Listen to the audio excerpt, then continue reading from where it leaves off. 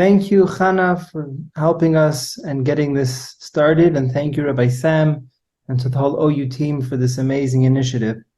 If I may, I'd like to start off with a little bit of a personal note.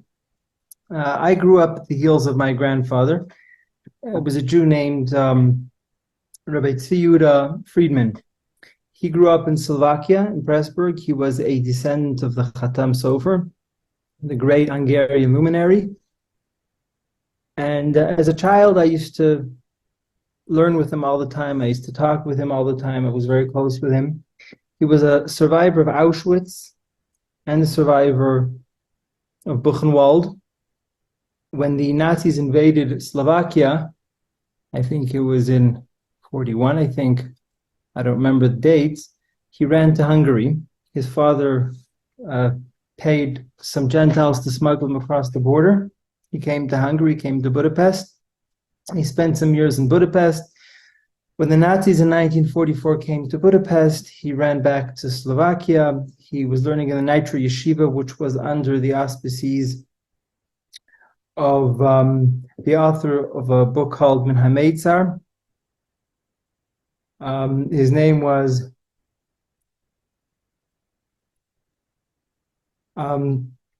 the name will come to me, I forgot the name. He was in yeshiva in Nitra until eventually he was deported to Auschwitz on the last train in the summer of 1944. When my grandfather ran to Budapest, there was a Jew there by the name of Yisrael Shlomo Teichtal. Rabbi Yisrael Shlomo Teichtal was a student of the Rebbe of Munkach. The Rebbe of Munkach was one of the leading rabbinic opponents against Zionism. He was a very vocal opponent of Zionism. He was also opposed to the Agudat Yisrael. He felt that the Agudat Yisrael was too open-minded and too welcoming of Zionistic ideas. And Yisrael Shlomo Teichtal, when he ran to Hungary, changed his mind. And my grandfather remembers when Yisrael Shlomo Teichtal got up at the podium in the main shul in Budapest, and he started to cry and he started to wail. And he said, Chatanu, Anachnu, V'avatenu, V'rabatenu, we have sinned. We have sinned. Our fathers have sinned. Our teachers have sinned. That we didn't heed the call of the Zionists to come up and move to Eretz Yisrael in the 30s when we had the chance. My grandfather added that he remembers when Zev Jabotinsky came to Warsaw. His mother actually traveled from Slovakia, from Pressburg, Bratislava, to hear Zev Jabotinsky speak in Warsaw sometime in the 30s. And Zev Jabotinsky said, I foresee the destruction of Polish Jewry. There were 6 million Jews living in Poland at the time, approximately. And he said, we need to go up to what was Palestine at the time. He says, we need to go up to Palestine. He says, otherwise I see the destruction of 6 million Polish Jews. And he says, I can't get all 6 million Polish Jews to Palestine. Give me at least half. Give me 3 million Jews. My grandfather remembers the headlines in the newspaper the next morning, and it said, Jabotinsky spreads panic, or Jabotinsky is spreading panic. Obviously critical of Zev Jabotinsky's doomsday prophecy.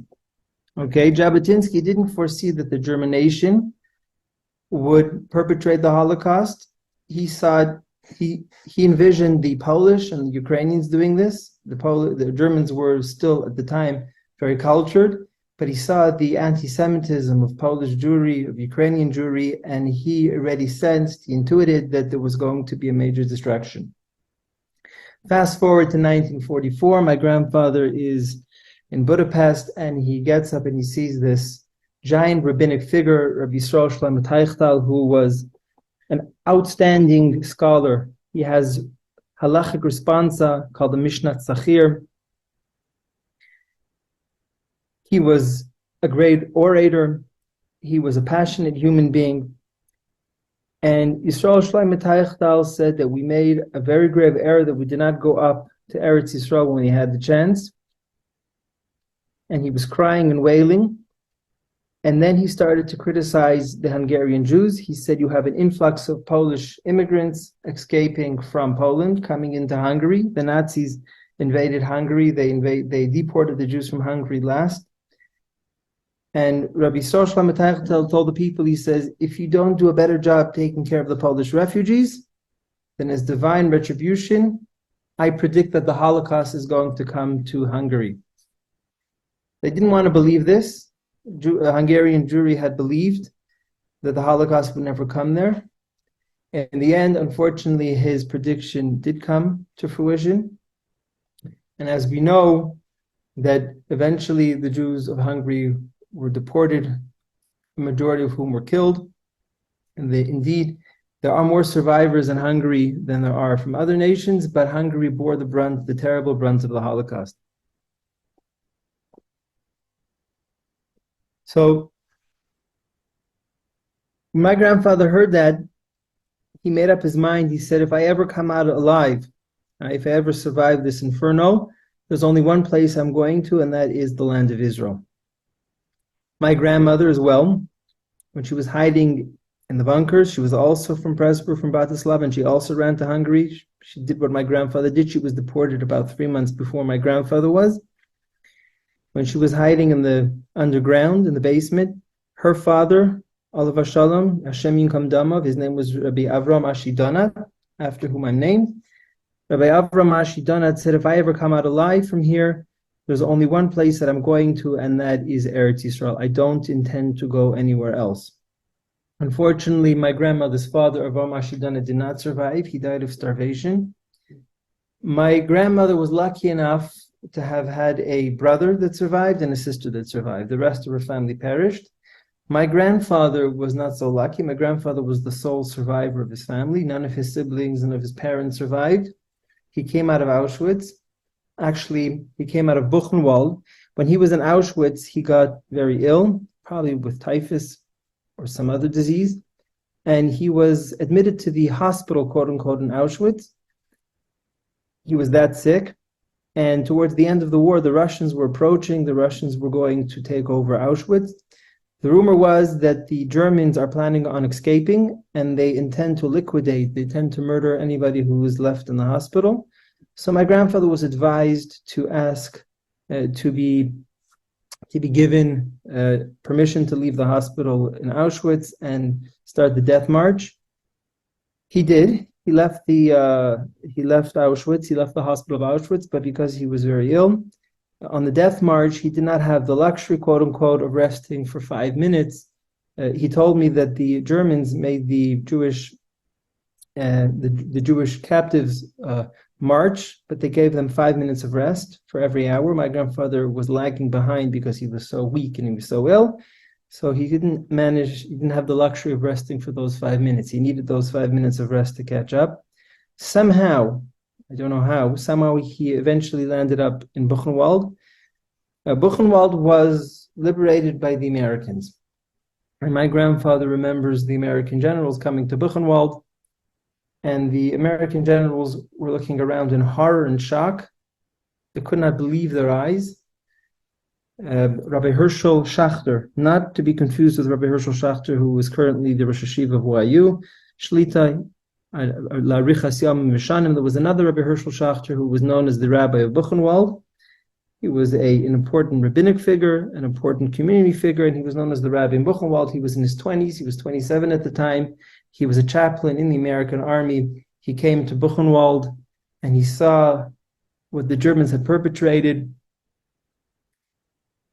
And he stayed in the DP camps looking after the survivors, working day and night with all of his strength to help them. So getting back to my grandfather, he was lying there dying in Buchenwald, and the American generals were looking around, looking at the inferno, looking at the destruction, the death, the torture, the horror. And there was a Jew from Holland. My grandfather doesn't remember who this Jew's name was, but there was a Jewish survivor, a Jewish Holocaust survivor from Holland who knew English, who had the bravery and the courage to turn to the American general and tell him, he said, "Sir, excuse me, this is not a zoo. Instead of walking around here and just looking, can you see there are people dying? You should do something. You should do something to save these people. And he pointed to my grandfather and he said, look at this young man. He's dying. Why didn't you do something to help him? So the American general took the message to heart. He took 50 survivors that were ill, brought them to an American field hospital. My grandfather was hooked up on an intravenous.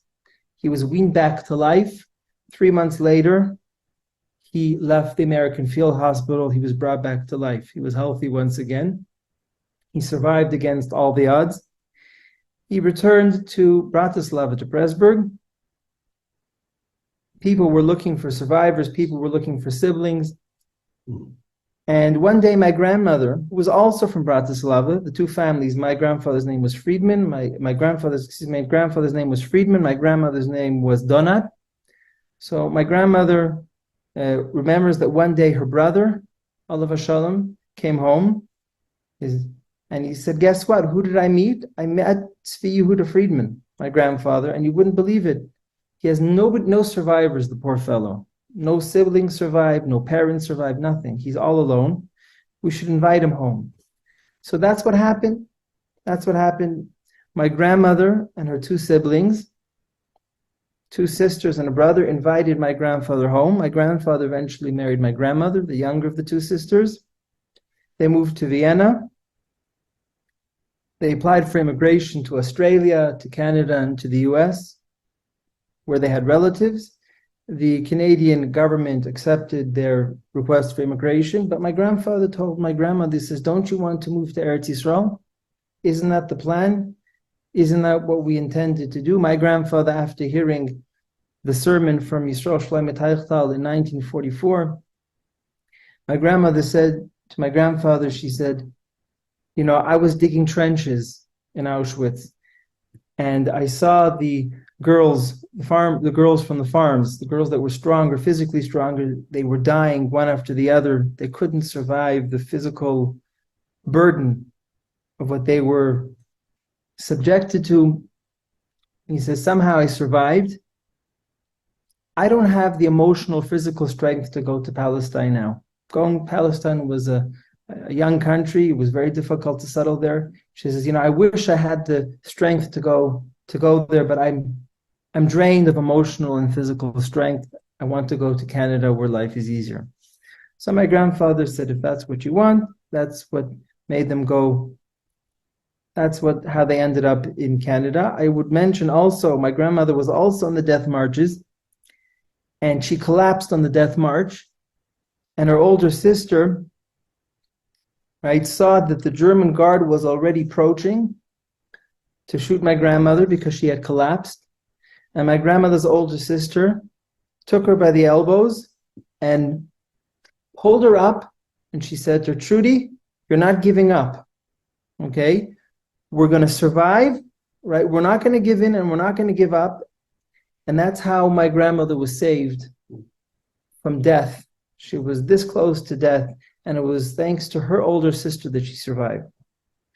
So this is the story of my grandfather, how he survived Auschwitz and how we survived Buchenwald, thanks to a Jew from Holland that had the courage and had the fortitude to speak up, right? Who was a righteous agent of God to guarantee his survival.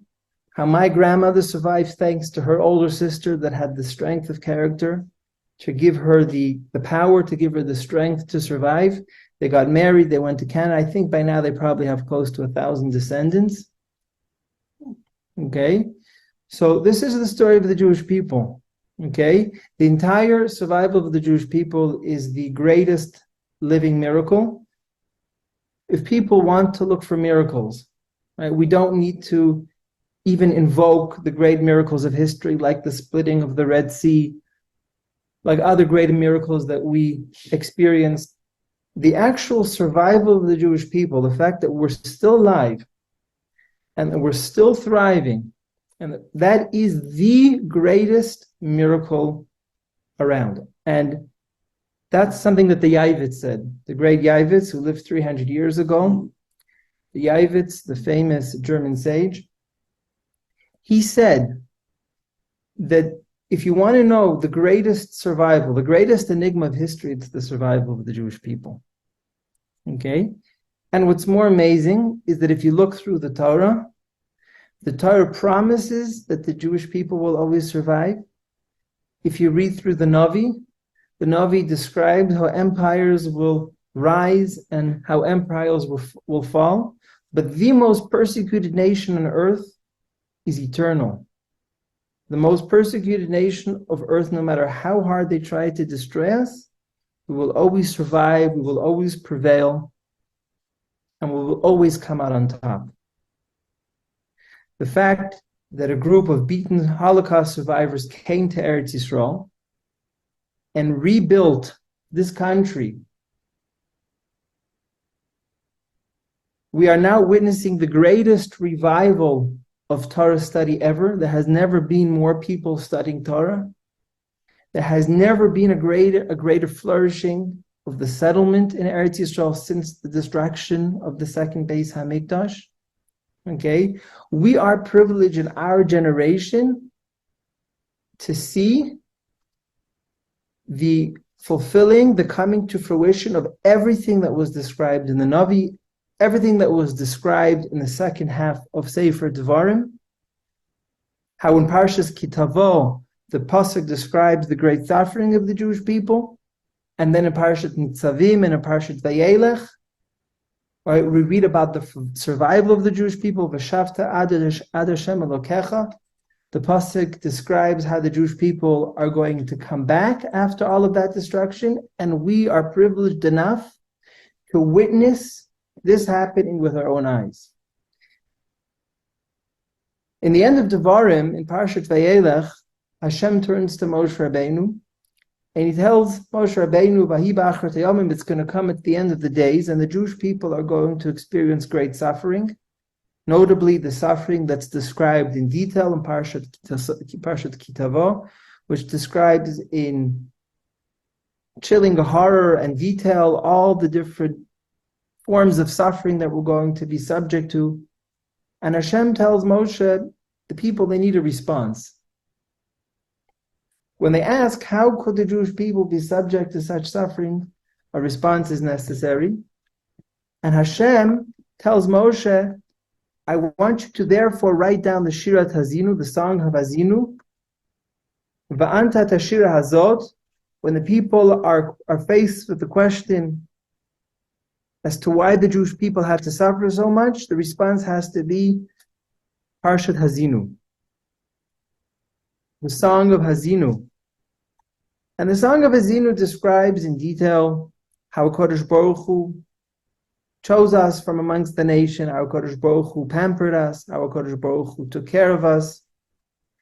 And then the pasuk in Hazinu describes Vayishman Yeshurun Vayivad, that Yeshurun became fat and we rebelled. And then the pasuk describes how the people will suffer. Michutz teshakel cherev, the pasuk says, outside the nation will be torn apart by the sword. Machadar me'ema, there will be fear inside. But eventually the pasuk describes that the Jewish people will overcome that suffering. The pasuk describes how Kodesh Baruch Hu is going to take a vengeance. He's going to take revenge against the nations that subjected the Jewish people to the suffering. And then the pasuk describes how the people will eventually be redeemed. There's a book here, a very nice book that my friend Shmuel lent you. There's a book, it's called Reva. It was written by a fellow named Joseph Telushkin. It's a wonderful book. It's a biography about the great Lubavitcher Rebbe. I encourage everybody to read the book. And in this book, he describes an interesting debate that took place between the Lubavitcher Rebbe, Olav Hashalom, and Rav Shach. The Lubavitcher Rebbe's attitude towards the Holocaust was that it's impossible that such bizarre suffering, that such mass destruction could be attributed to Averot, to sins. The Lubavitcher Rebbe's position was that we have to bow in humility, and we have to say that we cannot possibly understand how God could have let the Holocaust happen. Rav Shach took the other position.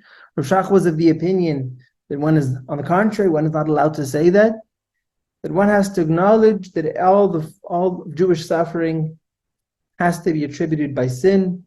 There's some sort of sin that caused Jewish suffering, and that was the debate between the Lubavitcher Rebbe and Rav Shach. An interesting theological debate. The other day, I heard an interesting idea from Reb Elia Svei, who was the Rosh Yeshiva of Philadelphia Yeshiva, who said an idea that is a kind of a compromise between the position of the Lubavitcher Rebbe and Rav Shach. We can never know why God lets things happen. It's not appropriate. God is too great, God is too grand for us to ever suggest that we know why God is doing something. We never know why God is doing something. The Kabbalists spend a great deal of energy explaining the different mahalchim, the different ways of how HaKadosh Baruch Hu wants to bring the redemption to fruition. Everything in the world that happens is Hashem orchestrating things to bring the world to a utopia, a world where there will be no hatred, a world where there will be no suffering, a world where everybody will live in peace and love and harmony. Eventually, we're working closer and closer to a world that is completely void of suffering. And how HaKadosh Baruch Hu, how God is going to bring it, how HaKadosh Baruch Hu is going to take us there, we don't know. So therefore, it's never appropriate to say that this kind of suffering or that kind of suffering happened because of this sin or because of that sin. It's simply inappropriate to say that. God is too great for us to know why things happen. However, God does speak to us through indications, through simanim, through different telltale signs, for us to take a lesson and improve our ways. The Rambam in Hilchot Ta'aniyot, based on the Gemara in Ta'anit, Daf Yud Aleph, and we mentioned this in the last year, that in times of suffering, there is a collective and individual obligation for every person to ask himself, how could I improve? The first and foremost obligation is to stop speaking Lashon Hara, to stop speaking evil speech about others, because Lashon Hara, as the Chafetz Chaim speaks at length in his work Shmirat HaLashon, that when we speak Lashon Hara about others, HaKadosh Baruch Hu is unable to defend us, as it were, in the heavenly tribunal. So therefore, first and foremost, the first thing always suggested to not speak Lashon Hara. As we mentioned in the last year, that in the generation of Achab, they went to war and they were victorious because they did not speak Lashon Hara of each other. If we do not speak Lashon Hara about each other, then there is no angel and there's no voice in heaven that could ever raise an accusation or a complaint against us, because God treats us as we treat others. So that's always the first and foremost obligation. It's always a first and foremost obligation to think about how we can increase our kedusha, holiness. That was the atzat of Bilam. Bilam wanted to bring a downfall to the Jewish people. He wanted to curse them. God did not allow Bilam to curse. So Bilam told Balak, all you need to do is to send the young girls and seduce the Jewish men. HaKadosh Baruch Hu hates immorality. HaKadosh Baruch Hu hates promiscuity. And that's how you bring the downfall. V'haya machanecha kadosh, especially in times of war, the pasuk tells us that we have to be extra careful about kedusha. So, because if there's a lack of kedusha, God leaves us, and we don't have the heavenly assistance necessary to be victorious in war. So, the two major components that every person on an individual level should think about is how to improve in the area of Lashon Hara and how to improve in the area of kedusha.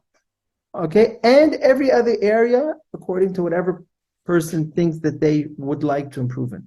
So we never say why Hashem brought suffering. That's not appropriate. It's not our place to do that.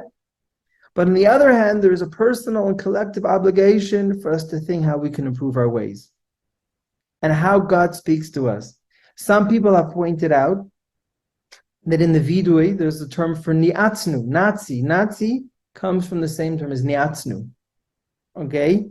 Hamas, Hamasnu. Okay? So there's something indicative there that our enemies had something to do with what is necessary and how we should improve our ways. and it should be done b'simcha, it should be done with happiness. There's no reason to be depressed. If a person has the opportunity to do even something very small to improve their ways, that's a reason to be happy. Improving one's ways doesn't have to be done out of depression. That's not the way it works. Kadosh Baruch Hu is very happy, and we should be very happy if we ever have an opportunity to sit down and think how we could speak less lashon hara, how we can be kinder, and how we can be more loving. So that's the idea. That's the idea. That's our obligation.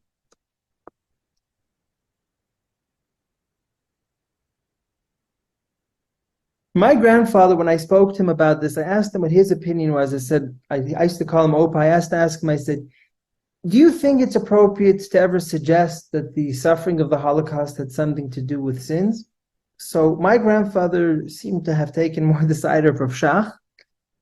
And he said, if there's national suffering, right, it always has something to do with sin. I'll mention that every Thursday, tomorrow morning, we're going to be saying the Shir Shal Yaim. Every single day we say a chapter in the Tehillim that was sung in the Beit HaMikdash by the choir of the Levium, and we say it every day. So towards the end of tomorrow's Shir Shal Yaim, we read there, he says, Lu ami shomeli, if my nation had only listened to me, Kamat oyavem achnia, I would subdue their enemies in a moment. So that's the message. So God sends us a message. We're going to read it tomorrow in the Shir Shal Yaim. That Lu ami shomeli, if we would only listen to God, then our enemies would be subdued. Okay? So my grandfather pointed out two things. He said, there's something very telling about the fact that the Holocaust began or grew out of Germany. It was most counterintuitive. The Germans were the most cultured. In fact, the Jewish community in Germany were the most respected. They had fought in World War I side by side with their German peers. And yet, nobody had expected that out of Germany, they would actually begin the Holocaust. And one of the things they began is Hitler said, you're Jewish whether you like it or not. As much as you try to hide your Jewish identity, you're Jewish. So therefore, there was a message there, right? A person can't run away from the fact that they're Jewish. You can't assimilate, right? Maybe some individuals will be successful at assimilating, but the nation can never assimilate. If a nation attempts to assimilate, as unfortunately much of German Jewry was doing, it's not going to work. We're Jewish whether we like it or not. But as the Brisker Rav said that the idea is not to think about how somebody else should improve. Somebody once came to the Brisker Rav Velvel Soloveitchik, and he said to Rav Velvel Soloveitchik, he said, yes, the Chilonim or the irreligious, the Brisker Rav stopped him at the moment. He says, that's not the correct attitude. The point is not to think about how others need to improve. The only thing that you need to do is think about how you yourself could improve.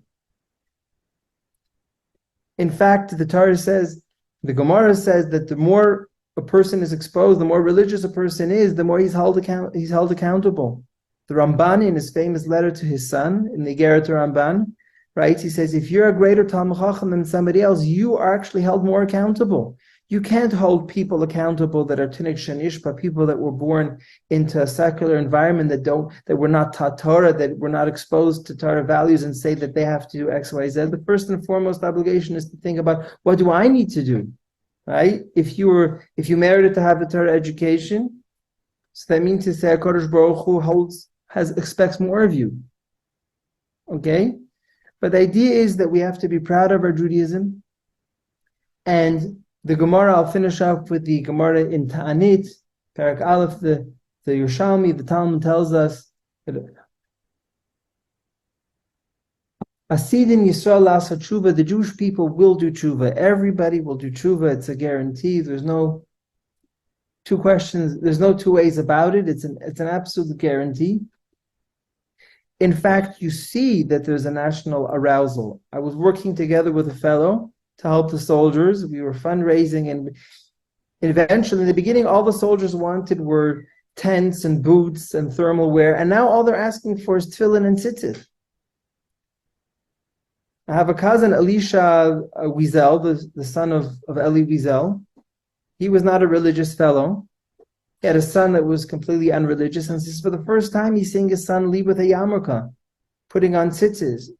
So there's an amazing arousal.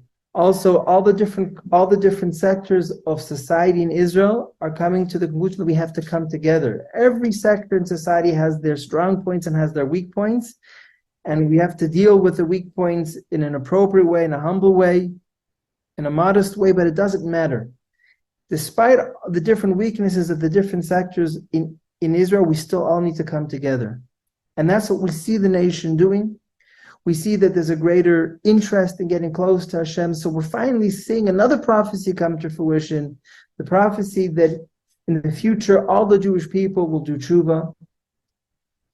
And Hashem says, if the people don't do tshuva, HaKadosh Baruch Hu is Mamad Lei Melech Kasha Kahaman, that the ideal way, the preferred way, and I'm optimistic and I'm confident this will happen, that the Jewish people will arouse themselves to do tshuva. They won't need to have a melech kasher Haman, to have a king that is oppressive like Haman, who wanted to wipe out the people in order to arouse the people for tshuva. Okay? So, I'm optimistic, and we leave off with a positive message. The Jewish people will do tshuva, and we're going to do tshuva out of love for Hashem. And with that, I wish everybody a wonderful night, and we're going to see wonderful things happening in the future. Don't lose hope. Wonderful things are on their way. Okay? Thank you very much, everyone, for joining us.